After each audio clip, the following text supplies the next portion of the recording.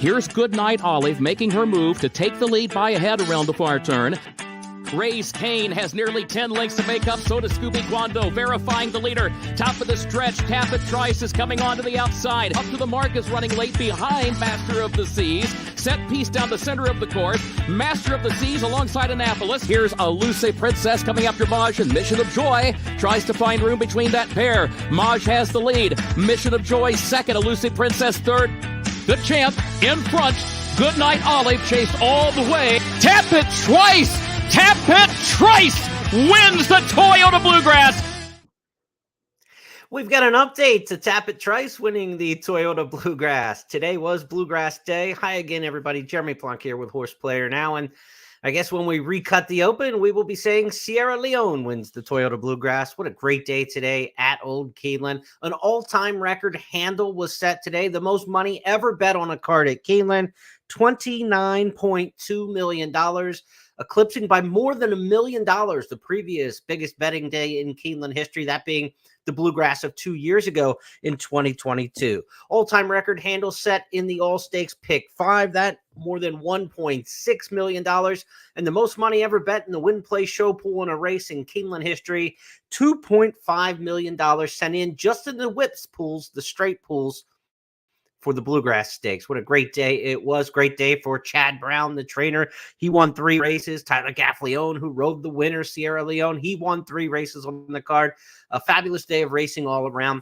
Before we get into tonight's preview of the Sunday card, we'll take you through all 9 races on the Sunday action. Let's go back and relive start to finish. Sierra Leone didn't want to go into the starting gate, but he sure wanted to finish up strong. Here's Kurt Becker's call of the 100th historic Bluegrass Stakes. And they're off in the Toyota Bluegrass. There goes Top Connor out for the early lead. Top Connor right out of the gate and right to the front, just a touch, moves up toward the outside to press the issue now in second. Door Knock away third. Good Money is in fourth position. Epic Ride is a wide fifth. BU is away running in sixth. Sees the Gray between horses seventh. Lat Long a bit wide around the first turn. 3 lanes off the rail in eighth. Sierra Leone is in ninth position. Mugatu is last of the 10. Top Connor is the leader. Top Connor on top by 3/4 of a length, headed on to the back stretch. Just a touch goes second just off his flank in 23.15 seconds for the opening quarter. And then further back, Epic Ride is third by just a neck. Door Knock is fourth against the rail, just 2 lengths off the lead. Gap of 2 more. BU sneaks up the rail into the 5th position. Good Money, 6th on the outside, and is followed by Seize the Gray in 7th. Lat Long is 8th. Mugatu is 9th, and Sierra Leone is last of 10, facing a lot of traffic to deal with onto the far turn. 46.48 seconds, the time for that first half mile. Top Connor, the leader. Top Connor leads a length and a half. Just a touch is second by a length to Epic Ride, who's third a half length. Door Knock is still there in fourth to the inside, and BU is in fifth and still 7 lengths off the lead. Now Sierra Leone is toward the center of the pack, looking toward the outside. 8 lengths to make up, just over a quarter mile to go. Top Connor is the leader. Epic Ride swings wide, just a touch between horses. Door Knock has to shift lanes along with Sierra Leone. That pair out in the center of the track, still 5 lengths off the lead as they move by the 8th pole. Just a touch has taken the lead from Top Connor. Sierra Leone is running on from the outside. A 16th to go. Sierra Leone comes forward for the lead and deep stretch and wins the Toyota Bluegrass for Tyler Gaffleone. Just a touch was second. Epic Ride was third. 1 minute, 50.08 seconds. What a performance it was when you consider the 2-3-4 finishes under the wire were the 2-3-4 runners all the way around the racetrack. Top Connor, the pace setter, he backed out of it, but the 2-3-4 horses stayed in those positions throughout. It was just simply a one-man wrecking crew, one-horse wrecking crew, with Sierra Leone coming from last to first. Again, the pace did not collapse. The front runner did, but the 2-3-4 finishers in this race were 2-3-4 throughout. Now we go on to the Kentucky Derby with a legitimate chance to have the first horse to sweep the Bluegrass in the Kentucky Derby since Strike the Gold in 1991. It's hard to believe it's been that long since a horse won both of these races. Of course, we saw Street Sense lose here in Lexington and go on and win the Kentucky Derby in 2007. But this feels like it could be Sierra Leone's year. He galloped out beautifully after the race. So big feelings towards the Kentucky Derby. Knock on wood that he stays healthy, trains forwardly, and moves on to Churchill Downs. A little bit of bookkeeping because you don't see this in the tote system. It's not easy to find sometimes immediately afterwards, but there was the big three, pick three today. That wager was held between Keeneland, New York, and also Santa Anita. The big three, pick three, that returned 110-3, the order there. Resilience won the Wood Memorial just prior to the Sierra Leone victory in the Bluegrass. And then later on, it was Stronghold for Phil D'Amato pulling the minor upset in the Santa Anita Derby. 110-3, the order of finish for the big three, pick three. That $3 minimum bet paid $226.50. So $226.50 the return on a very nice sequence. I loved Resilience in the Wood and worked out well for me today. Resilience, Sierra Leone, top picks in there, and Stronghold, a horse that was definitely in the mix. So hopefully you connected on that wager as well as all the big wagers today at Keeneland. A little bit more review before we get into handicapping tomorrow's card. It looked like the fall meet all over again today. Horses from the 2023 fall meet were back in stakes company and doing their thing, just like nothing had changed over the course of the winter. We saw the Jessamine Stakes winner, Buku, come back and win the Appalachian Stakes. So she's now won the big 2-year-old turf filly race and the big 3-year-old turf filly race, Buku, with a victory today. We saw Alma Star and Vava rematch from the race last year, that being in the Raven Run Stakes. They came back today in the Madison against older horses. They're now 4, and they repeated 1-2, but it was a different finish. Alva Star this time on top, Vava coming up just second. But again, these horses from Keeneland from 2023 held their form into 2024. It's a great horse for course track, and when they like it here in the past, they tend to like it the next time they run. And then Arzak, a horse who had won the turf race in the fall, the Woodford, the turf sprint, came back and won the Shakertown. So he won the big fall and the big spring races in succession. 3 different stakes today, 3 different results that looked a lot like 2023 fall meet. The lesson here is horses who like Keeneland love Keeneland, and you want to play them back. Also today on the card, Irad and Jose Ortiz each picked up 2 wins, so riders that are doing well. We're going to see John Velasquez back on the card Sunday here at Keeneland as we look ahead to the Sunday program for Beaumont Stakes Day. John Velasquez was absent today from Keeneland because he went up to Aqueduct to ride, and his Wood Memorial mount was the aforementioned Resilience. It was a good road trip for the Hall of Famer Johnny V. He also rides the Kentucky Derby favorite Fierceness, so Resilience will be looking for a new rider, I'm sure, heading towards the Kentucky Derby. But all that said, we had a good handicapping day here. Some other handicappers had even better days. Kim Nelson in the handicapper selectors box. You're going to get all the picks from the handicappers here in just a moment. 6 winners on top for Kim, and they weren't all chalk. She had a heck of a day today, so hats off to Kim. Scott had another good day. Scott Hazelton with another 4-win day. I think he had 4 opening day, 4 today. Kim had 3 opening day and 6 today. I mean, they're really lighting it up. We improved our stock from 2 to 3 today. Looking forward to a bigger day on Sunday, but caught the key wagers, and that's what we're looking at when we get to our snapshot of the card. We hit that big key wager early in the day, 10-1 morning line shot. Bill Au in race number 2 came through for us. We had a cold trifecta for 160 some bucks, 157 in race number 3. So a good early part of the card. Things clicked right, the multi-race wagers later in the day. So hopefully you had a good day at Keeneland on Saturday, and let's do it here again on Sunday. All right, let's get to the Sunday card and take a look at the snapshot. Here is the way the races line up for a 9-race program. Now, with a 9-race card at Keeneland, this is our first one of the season. Keep in mind, with the way these wagers overlap, race number 5 is going to be part of the early pick 5 and the late pick 5. So as we give you the snapshot, the early pick 5 starts in race 1. It'll be races 1 through 5. The early pick 4 starts in race 2. Will be races 2 through 5. As we get down and see, race 4 starts the pick 6, the first of my key plays in that one. Race number 5 is the second of my key plays on the card. It starts the late pick 5. So that race 5, I mean, that is a centerpiece swing race, as I like to call it. It's part of all the early and late multi-race wagers. So really focus in on race number 5. Turf pick 3 starts in that 5th race as well. So there is a lot cooking from race number 5 on this card, the way it shakes out. Race number 6 will start the late pick 4. Coast Stakes features on Sunday, the Palisades for turf sprinters. For the youngsters, this will be, I believe, 3-year-old fillies in the Palisades turf sprinting. Turf Pick 3 is part of that one. We've got a play for you in there. The Beaumont Stakes for the 3-year-old filly sprinters goes 7/8 of a mile. Brad Cox had a tough beat today in the Bluegrass. He'll have the big favorites for the Beaumont. And race number 9 is going to wrap things up with the Super High Five and the final leg of the Turf Pick 3. Rolling daily doubles and pick threes throughout the card. And as we told you yesterday, and we strategized in our key daily double plays, this 15% takeout daily double is really good news for horse players. You're getting a 7-point kickback on all your winnings. And today we were able to take advantage of that. Races 2 to 3 got a nice return there, where we turned a $9 horse into a $27 daily double with a very short price favorite in the next race. Maximize your value, build out around the horses you really like, and attack those daily doubles. It's a great way to get extra bang for your buck and not take those huge risks like the pick 4s and the pick 5s are, where you don't get a lot of churn, you don't get a lot of winnings. You might hit a big one every once in a while, but you're not consistently making scores like you can be in the daily doubles. So those daily double plays, you want to keep firing at them. So now we know how the card sets up. Let's get into handicapping. First of 9 on Sunday. First post, of course, 1 o'clock each racing day. We're going to start things out in the opener with a 2-year-old Baby Dash. This is Wesley Ward territory. Ward won the opening race for the 2-year-olds on Friday. We expect him to do it again here. He's got 42 victories in these races now. The second most is 9 for John Hancock. In fact, Ward and Hancock ran 1-2 in that race on Friday.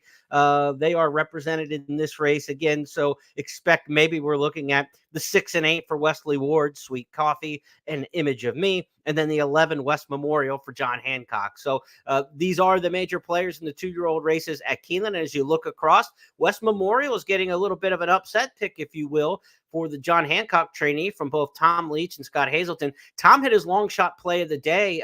Nice payoff in the stakes race in the Commonwealth. So hats off to Tom. Again, the handicappers all did really well. Bo Cruz, $14 winner for Tom as his long shot play of the day in the Commonwealth Stakes on Saturday. So he and Scott are going to team up and go with West Memorial. You're trying to split the Wesley Ward trainees in here. The 6 Sweet Coffee is a half the coffee maker, a horse who was, really good here as a 2-year-old, winning off by about 6 lengths in a Baby Dash in 2021. So this is a pedigree to kind of run right back. Irad Ortiz coming off a 2-win day. Image of Me, the other one for Wesley Warden here, certainly has to be respected. Pedigree to love it here as a 2-year-old by Hootenanny. Hootenanny, of course, won here during the poly track era, I believe, or on the turf sprinting, I think it was, when he broke his maiden. But you're looking at a horse who last year, Hootenanny as a sire, produced 2 Baby Dash winners here during the Keeneland meet spring 2023. So we know he can get one to win early. We know Wesley Ward gets him to win early. So 6 and 8, I think you're kind of splitting hairs between the two.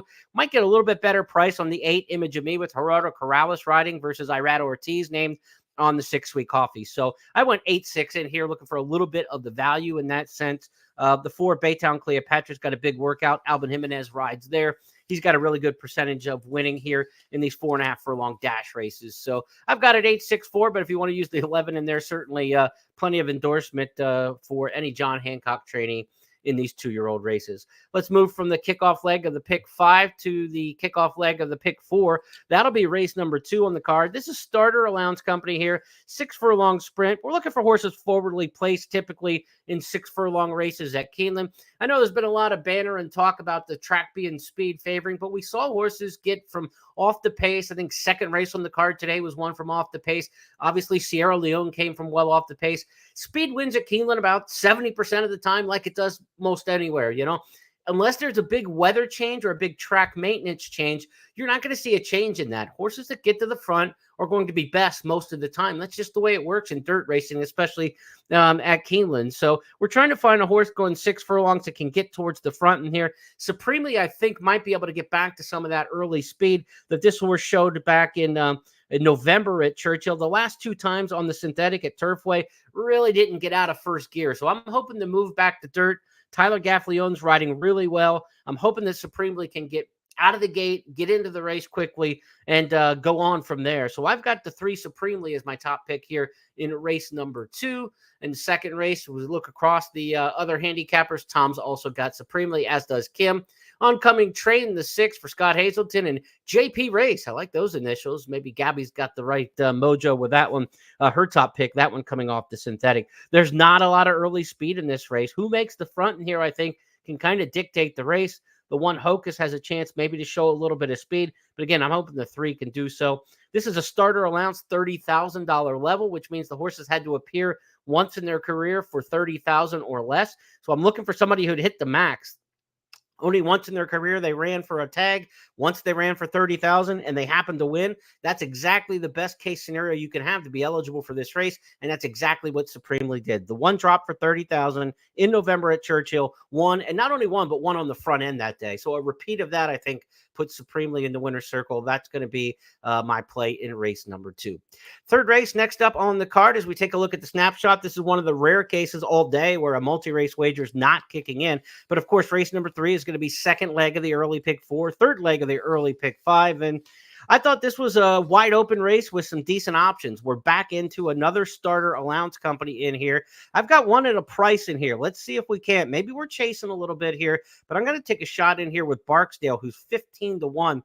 In the morning line, and I'm on the island. You look across the way, nobody else has Barksdale even in the top 3. Now, it's Tyler Gaffalione getting the call here for William Walden, so I love this jockey change. I mean, you're going from Ashton at Turfway to Gaffalione here at Keeneland. Major rider upgrade here. This is a son of Street Sense, and Street Sense, of course, last year had a big year at Keeneland, produced 4 or 5 winners on the main track, hit about 25% with his offspring. The blinkers come off, so, you know, a little equipment change, they'll shake things up, and it's the second start after a layoff for Barksdale. So that's usually a good form cycle move. The horse needs a race on the first time back, and now they changed the surfaces, too, from the synthetic to the dirt. Maybe this horse moves forward twice, and we get Barksdale with an improved rider here. So I'm taking a shot, 15-1 in the morning line. Maybe we won't get that price. Not a super confident pick, and that's why, even though it's a 15-1, I'm not using it as one of my key plays of the day, but we're going to take a little stab in here with the 8 Barksdale. Across the way with the other handicappers, you see this looks like a wide open race. I wrote wide open race, decent options at the top of my page, and when I look here at the page of the handicappers at Keeneland.com, the 11's picked on top, the 1's picked on top, the 6, the 7, I've got the 8. 5 handicappers, 5 different horses on top. This is certainly a spread race in the multi-race wagers, and you've got every license you want to take a shot at a little bit of a price here in race number 3. Let's go to the 4th on the card, and this will be the first of my key plays of the day. Pick 6 starts here. The pick 6 was hit on Saturday. Payoff in the pick 6 was, what do I have? I've got that written down here somewhere. That returned $36,000 for the pick 6 today. $511,000 was bet into the carryover. We had a $66,000 carryover from Friday into Saturday.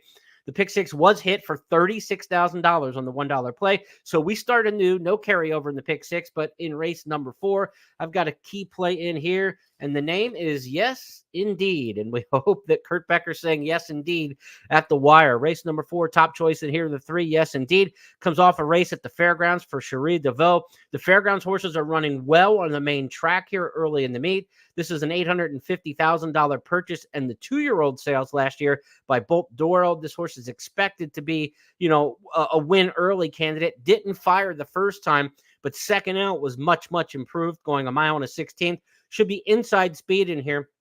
The 1, Sing a Little Song, doesn't have a lot of speed. The 2, Twirling Good Times, probably going to break for a Phil Bauer barn that just can't miss. Bauer had another win today. Don't be surprised if the 2, Twirling Good Times, effective in here. But I think, yes, indeed, the 3 is going to be near the front in here with a good post draw. And I like the post draw. I'm taking the shot here. Brian Hernandez rides, positive rider here. And I like the horses coming out of fairgrounds in this particular condition. This is a rare one, but in entry-level allowance races like this in the spring meet, the route races, fairgrounds horses have 12 wins over the year. Gulfstream have 8. We rarely see any category where fairgrounds horses win more often than Gulfstream horses historically. Now, in the last year or two, there's been a nice swing, even more momentum towards the fairgrounds horses per se than the Gulfstream. So historically, first level allowance races, these horses are coming up from fairgrounds and do very well. This one coming off the win. That's another reason why I'm on Yes Indeed. And I love that good post position, post 3, going the mile and a 16th with some tactical speed. As for the other handicappers here in race number 4, we look across the way, Twirling Good Time.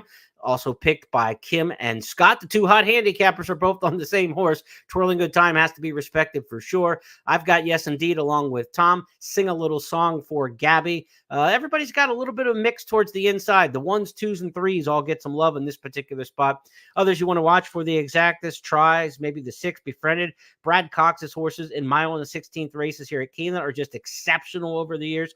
31% wins for Brad Cox at a mile and the 16th on the dirt at Keeneland.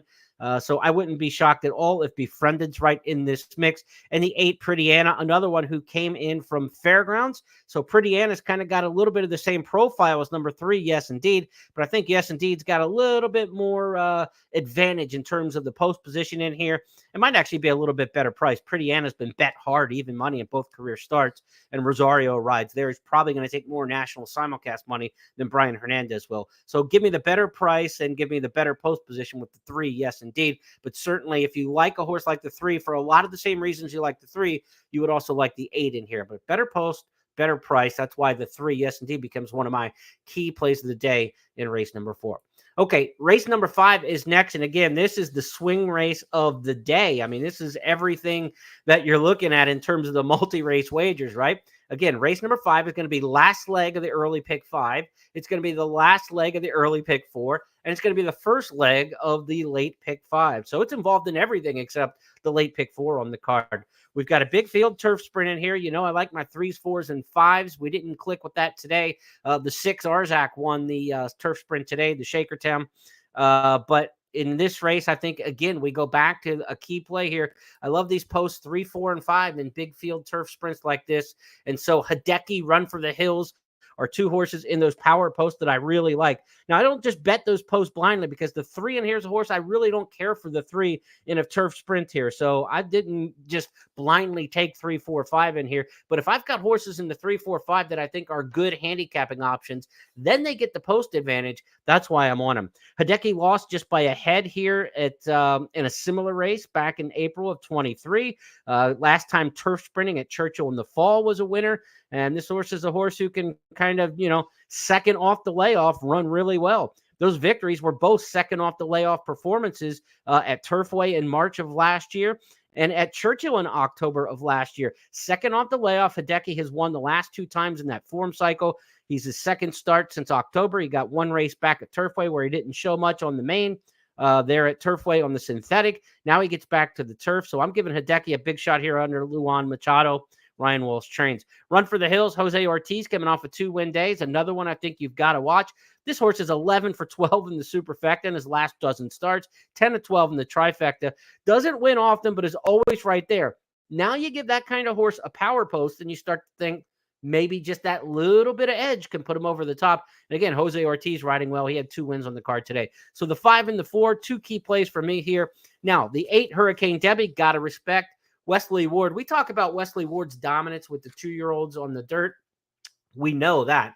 But his dominance in the turf sprints at Keeneland is almost equal. It's not quite, but I mean, the dominance between Wesley Ward and everybody else in their records in Keeneland turf sprints is remarkable. So Hurricane Debbie here, Johnny V back from that Wood Memorial winning trip today aboard Resilience. He'll pilot with Hurricane Debbie. You've got to respect the 8 in here. So 4, 5, and 8. I love the 2 power posts. You use the 8 in here. So how do we try to maximize this? I think in the exactas, I take 4, 5 on top and then go 4, 5, 8 underneath. So it's not a straight 3-horse box. I don't like boxing 3 horses. You start thinning out your combinations, you don't get enough back. You've got to zero in a little bit on an opinion. And to me, I'm going to take those power posts 4 and 5 and just use those 2 in the front spot, but I'm going to use the 8 underneath. So 4, 5 with 4, 5, 8 will be the way I attack the exacta. That would cost $4 for a dollar exacta. Whereas if you box the 3 of them, you're spending $6. So the way you can do it now is you can throw an extra $1 combination on the combination you like best, and you're still investing $6. But when you hit it, you've got 1 or 2 of those combinations that have extra money on them. So you're going to get paid more when you're right. You hear me say that a lot. Get paid when you're right. That's what it's all about. When you lose, it doesn't matter what it pays. It's when you're right. So you've got to have the weight on your opinion. So again, my opinion is you go after these 4s, 3s, 4s, and 5s in these turf sprints where you can find them that you like them. And that's why we'll do it. I respect Ward. He could win this race. And if it happens to run 8-4 or 8-5 and I don't have it, I tip my cap and I move on to the next race. There's nothing wrong, with putting your money where your opinions are. And if you lose, you just kind of move on to the next and go firing at him again. That's what it's all about here. Stand by your opinions and try to attack aggressively. Let's go next on the card to race number 6, the 6th race on the card. Pick 4 company in here, and we start the late pick 4. 6th race will be a mile and a 16th on the main track, and we talked about this a little bit here during the course of these podcasts. Mile and a 16th, maiden special. Maiden specials going long on the dirt are very formful. These races do not produce large prices. The favorites win at a very high percentage, over 50% historically here in the spring meet. Favorite didn't win the opener on the card today, but it was a short price where 3 of them hit the wire together. They were all 3 pretty logical horses, and they were all bet. I think Batten Down ended up the actual favorite and got beat a half length and got beat by another horse in there that wasn't much of a price. Bottom line is long maiden special weight races here on the dirt at Keeneland in this time of year.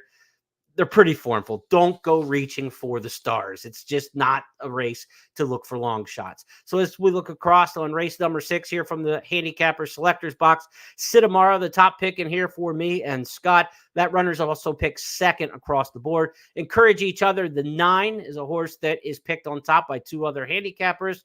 And that horse, the 9, is also on the underneath section for me. And then Claire's Jetty, the 2, a first-time starter for Phil Bauer. Red hot Phil Bauer. He had a win today. And again, he hasn't had any starters this year, but batting about 50% on the year from limited starters. Kim's going with Claire's Jetty. Now, I don't like first-time starters based on the stats and trends, but I understand if somebody wants to take a Phil Bauer horse who's working bullets in the morning, there's no big argument to that in most situations. But again, first-time starters are not what you're looking for in these races historically. Sitamara just makes a lot of sense to me. Beaumont trains. He had Batten Down today. Yeah, they got beat, but they ran a good race, got beat a half length.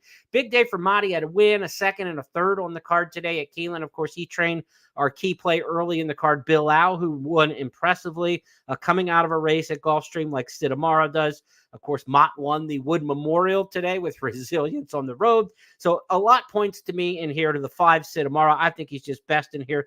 Restless Dreamer, the 6, though. Chad Brown, red hot. Tyler Gaffleone. Again, they teamed up today to win the Bluegrass. They each won 3 races on the card. They won the finale together in tandem. So they teamed up for 2 of their 3 wins each. You can't go wrong with the 6, Restless Dreamer, the way things are going right now for Brown and Gaffleone.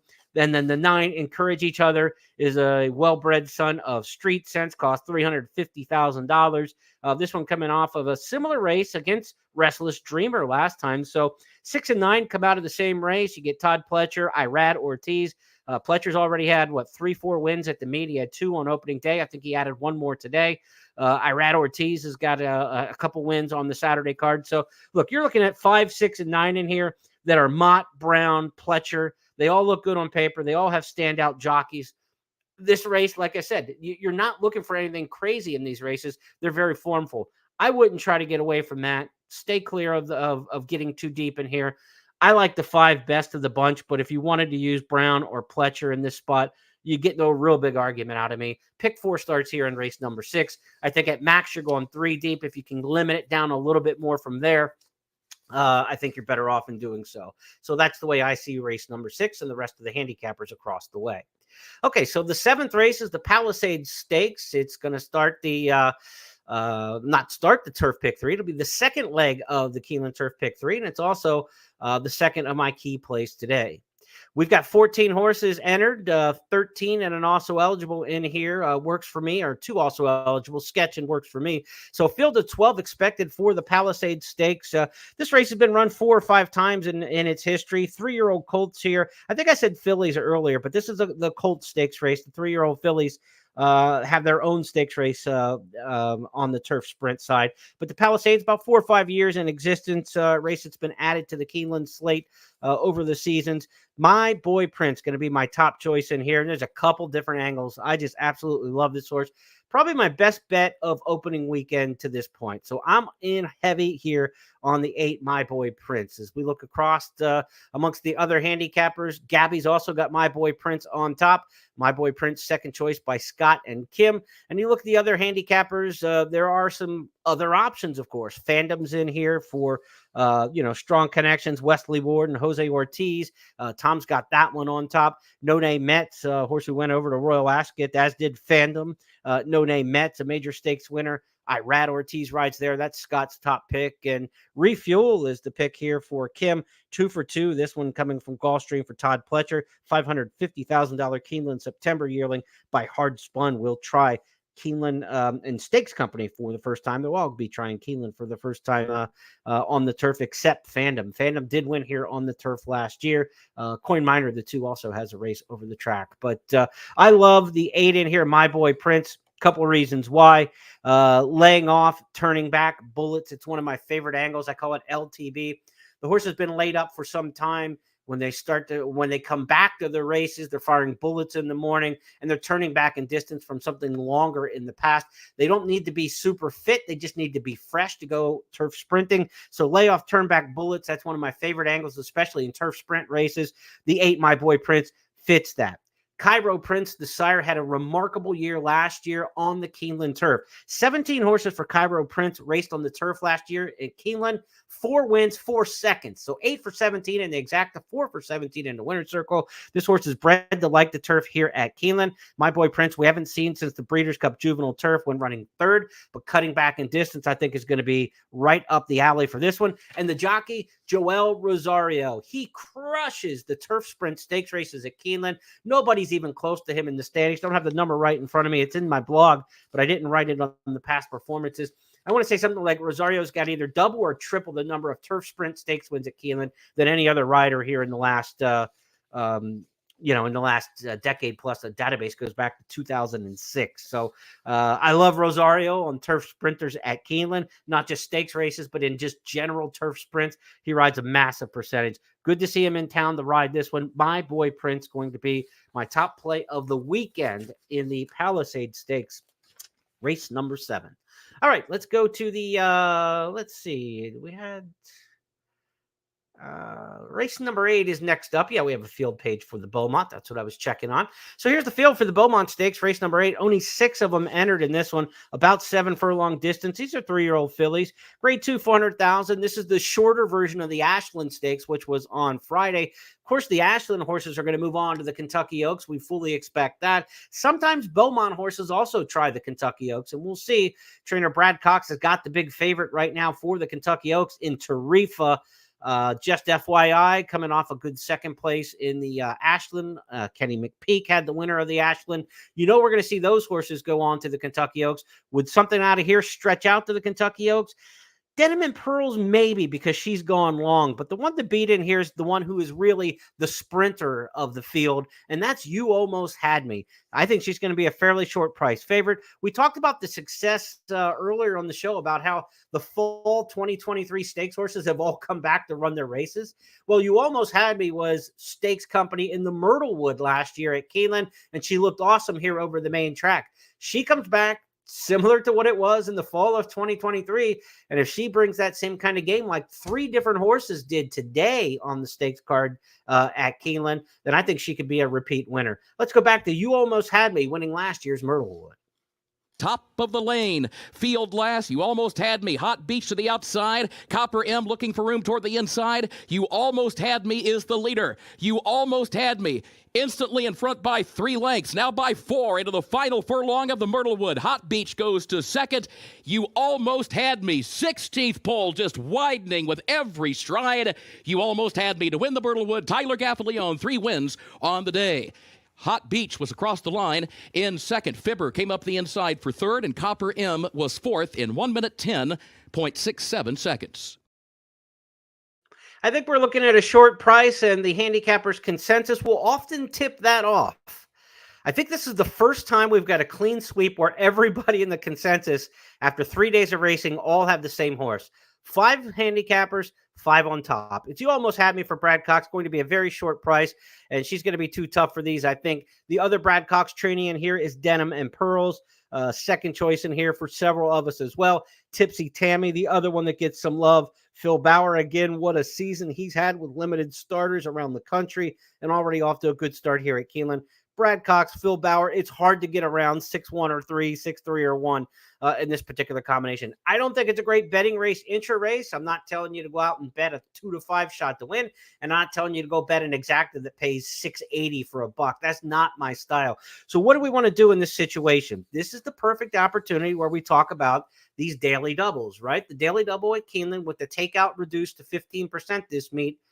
This is the perfect opportunity right here. This is what you want to study when you're talking about how to strategize, because this is not a good betting race, the 8th race on the card. There's 6 horses in it. So 6, you got a winner and you got 5 horses you could run second. I mean, there's only 5 possible combinations in this race if you think that the 6 is an absolute winner. Even if you think it's chaos, it's only 6 times 5. There's only 30 ways that the Beaumont Stakes can turn out for an exacta. But if you look and turn the table to the daily double, look at the next race on the card. We've got a capacity field in race number 9. Now the math can start working for you, because remember, losing tickets pay the winning tickets. That's the way this works in pari-mutuel betting. So the bigger the field size, the better your payoffs are going to be. People are going to bet horses in 12 and 14 horse fields that are losing combinations. You know, it's just the way that it works. So let the math work for you here. Look at the daily double from races 8 to 9. Also look at the doubles from 7 to 8. You have a horse you really like in the 7th race. Look at that daily double into the 8th race, because you've got a stone cold winner in here and You Almost Had Me. Unless you think You Almost Had Me is going to get beat. Now, if you think that horse is going to get beat, now your strategy is different and you're attacking aggressively in a fading the favorite situation. But we all think that the 6 is going to win that race in the Beaumont Stakes. So I've got a key play that I love in the 7th race. We definitely want to hit that daily double. The Rosario horse, going back to our picks in the 7th race, you want to play a daily double 8-6 in the 7th race from My Boy Prince to You Almost Had Me. Let's say My Boy Prince is 3 to 1 and is going to pay $8 in that particular race. You're hoping to get more than that with You Almost Had Me. You're hoping to get $16, $17 on the daily double. And now you're getting twice as much for My Boy Prince to win as you would if you just played him to win, if you play him in a daily double, because You Almost Had Me, we're looking at almost as a free space. Yes, there's some gambling. Yes, there's some risk. That's not 100% certainty that the 6 wins the next race. But when you're gambling, you're putting the odds in your favor. And so the odds are that horse will win the race, and you're going to get more than double your money on the win bet by playing the daily double. So I would look at 8-6 daily double in race number 7. And then you come back in race number 8 to race number 9 and try to find a horse you like in race number 9. A couple horses maybe that you like. Take 2 or 3 shots in here. I'm going to go with the 9 Justifiable Bell in the last race. Let's run through the picks here. Tom also has Justifiable Bell on top. Cadencia is the top pick for the ladies in here. Gabby and Kim, the 8. And then Scott's got the 3 Bag Lady. So a couple different options in this race. A big field. It's a turf mile, and the reason I've got the horse on top that I do, in turf miles here at Keeneland, horses that are making their first start of the year usually come back really strong. Turf mile allowance races are havens for horses making their first start of the year. Connections kind of save and wait, and they bring good ones back ready to roll. I'm expecting that Justifiable Bell, for an Ian Wilkes barn that struggled this winter in Florida, they've saved this one, I think, to run at Keeneland. Been working bullets at the Skylight Training Center.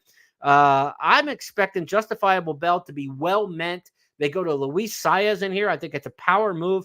You don't see a lot of times when Saez is riding for Ian Wilkes, top rider here at Keeneland, along with Tyler Gaffalione. I think it's go time off the bench. Justifiable Bell ready to win here at Keeneland. They're going to do it for a big purse, $110,000 in allowance company. So I'm on the 9 Justifiable Bell, and the stats say these horses coming back first time of the year have a ton of success in these spots. Obviously, you got to respect the 14 Oligata if that one draws into the race.